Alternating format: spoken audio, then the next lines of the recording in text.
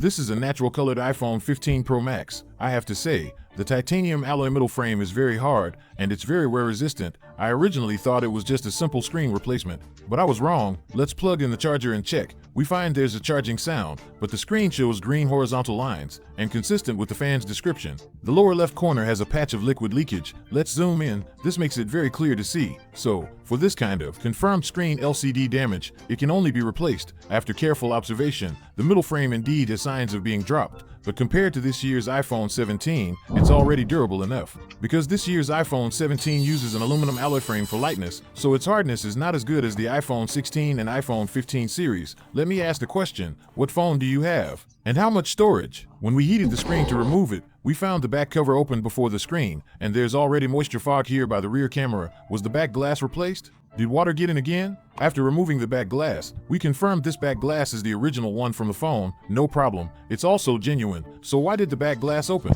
Here's something to popularize. All waterproof adhesive ages during our use, or if a little water gets in, this waterproof adhesive loses its effectiveness, as you can see. This adhesive condition is definitely caused by water ingress. Fortunately, the fan didn't get much water inside, so the airtightness isn't permanent. Also, water damage isn't covered by the official warranty. After opening the screen, let's look at the phone. Confirmed it's an original, unmodified phone, and this is the first time it's been opened. Look carefully. Where did this mark on the screen come from?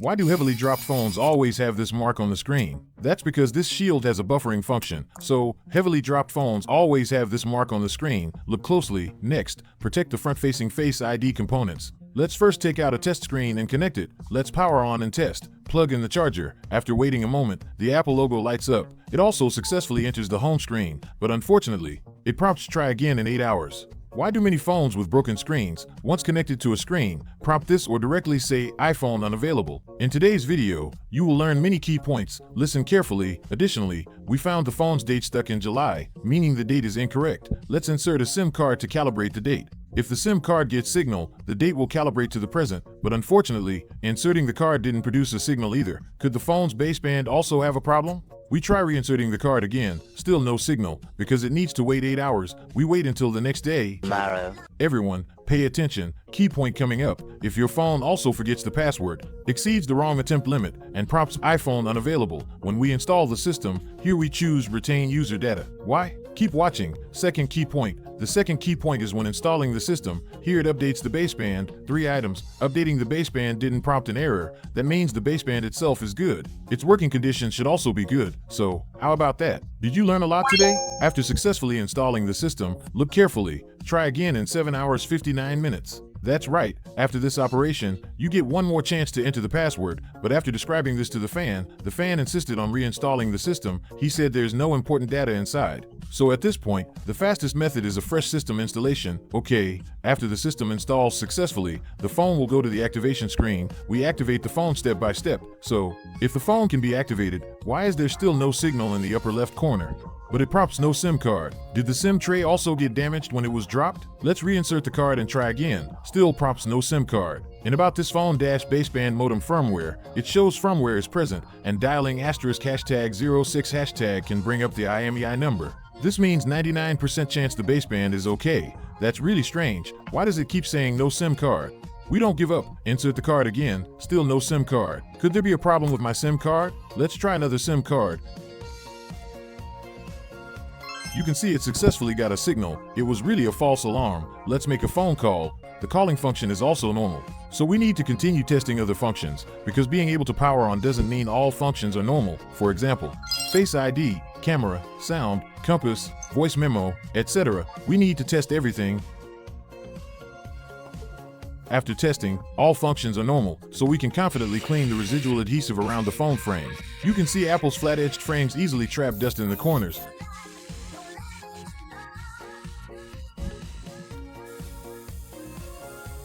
The bulk adhesive is cleaned up. Next comes detail.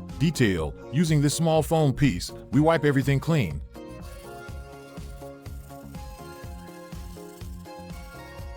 Only by cleaning thoroughly can the new waterproof adhesive ensure airtightness. Next, according to the fan's request, replace it with a genuine, brand new, original screen. We take out the small white box, a genuine, brand new, original screen. It comes with a new set of screws. And there's a sensor flex cable on the top of the screen, besides being expensive. Replacing this kind of screen has only benefits. In later use, its sensitivity, compatibility, and color rendering, etc. are the best. Bite the bullet now for comfort in later use. Use the included new screws for installation. Clean all the dust from the phone chassis, then remove the protective film from the waterproof adhesive. Remove the protective cover from the front-facing components. Clean any dust. Final step, close the screen. Because the back cover was lifted originally and we removed it, we need to fully reprocess the back cover as well. Clean all the adhesive from the back cover. So, if your screen is damaged, would you replace it with a genuine screen or just any third-party screen? After cleaning, let's take a look. Finally, we also need to clean all the adhesive around the back glass. Then apply new waterproof adhesive to the back glass. Then reconnect the only flex cable from the back glass. Then tighten the screw. After cleaning, remove the protective film from the waterproof adhesive. We put the back cover on. Note here, the rear camera must not have any dust, so we clean it for them. If the back cover isn't handled properly, it's very easy for dust and water to get. And later, next, we place the phone in the hot press machine to press the screen and back cover for sealing, then install the 2 bottom screws, then put the phone into the post-repair configuration diagnostic program.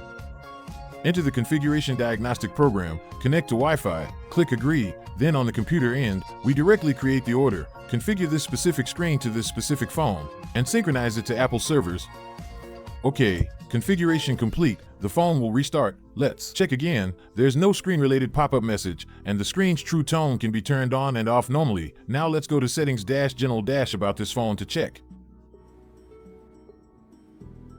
Here there's a parts and service history record. Click into it. It prompts display, genuine Apple part.